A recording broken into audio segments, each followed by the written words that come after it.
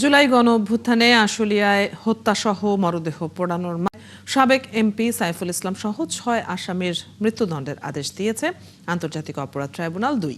এছাড়া ৭ জনের যাবজ্জীবন ও ২ জনকে ৭ বছরের সশ্রম কারাদণ্ড দেওয়া হয়েছে। খালাস পেয়েছেন এক রাজসাক্ষী। এর মধ্যে সাবেক এমপি সাইফুলের সম্পদ বাজেয়াপ্ত করার নির্দেশও দেয় ট্রাইব্যুনাল। তবে এই রায়ে ন্যায় বিচার না পাওয়ার দাবি করেছেন কয়েকজন আসামির আইনজীবী। বিস্তারিত জানাচ্ছেন মাইনুল মারুফ।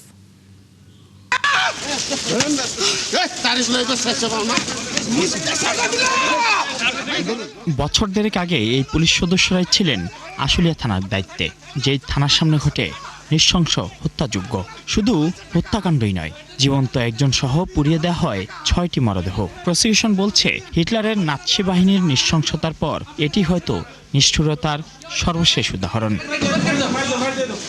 ২৪-এর ৫ আগস্ট সেদিন আশুলিয়ায় নিহত হন সাজ্জাদ হোসেন সজল, আসসাবুর, তানজিল মাহমুদ সুজয়, বায়েজিদ বোস্তামি, আবুল হোসেন, ওমর ফারুক। প্রসিকিউশনের বক্তব্য, পোড়ানোর সময়ও জীবিত ছিলেন শহীদ সাজ্জাদ হোসেন সজল।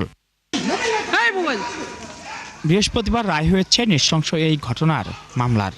এতে এমপি সাইফুল ইসলাম সহ এসআই আব্দুল মালেক, আশুলিয়া থানার সাবেক ভারপ্রাপ্ত কর্মকর্তা এএফএম সায়েদ, কনস্টেবল মুকুল চোকদার, সাবেক সহকারী উপপরিদর্শক বিশ্বজিৎ সাহা, যৌলিক ক্যাডার রনি ভূঁইয়াকে মৃত্যুদণ্ড দেওয়া হয়। এছাড়া পুলিশের এসপি আবদুল্লাহিল কাফি সহ ৬ জনকে যাবজ্জীবন কারাদণ্ড দেন ট্রাইব্যুনাল।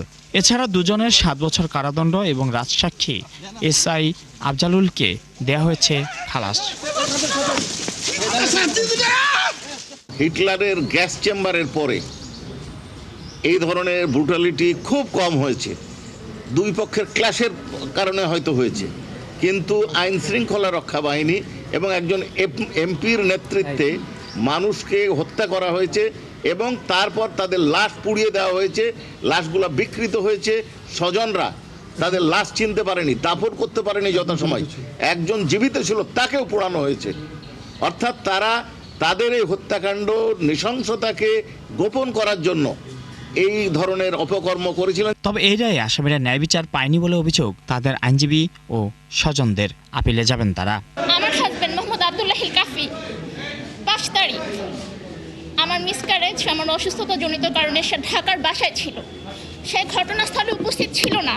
কনস্টেবলের যে ফাঁসি হয়, যে কিছু করেই না, সে শুধু এখানে দাঁড়াই রয়েছিল। আমাদের এই মিটিগেটিং সার্কামস্ট্যান্স ছিল এবং আমাদের এই মামলা প্রসিকিউশন পক্ষ ভীষণভাবে প্রমাণ করতে ব্যর্থ হওয়ার পরও আমরা এই বিচারে আমরা এই যে রায় দিয়েছে, এই রায়ে আমরা ভীষণভাবে সংক্ষুব্ধ। রায়ের পর্যবেক্ষণে আদালত বলেন, সাইফুল ইসলাম জনপ্রতিনিধি হিসেবে দায়িত্ব পালন না করে হত্যাকাণ্ডে সহযোগিতা করেছেন। মৃত্যুদণ্ডের পাশাপাশি তার সকল সম্পত্তি বাজেয়াপ্ত করে শহীদ পরিবারের সদস্যদের মধ্যে বন্টন করে দেওয়ার নির্দেশও দিয়েছেন ট্রাইব্যুনাল। মাইনুল মারুফ, ৭১, ঢাকা।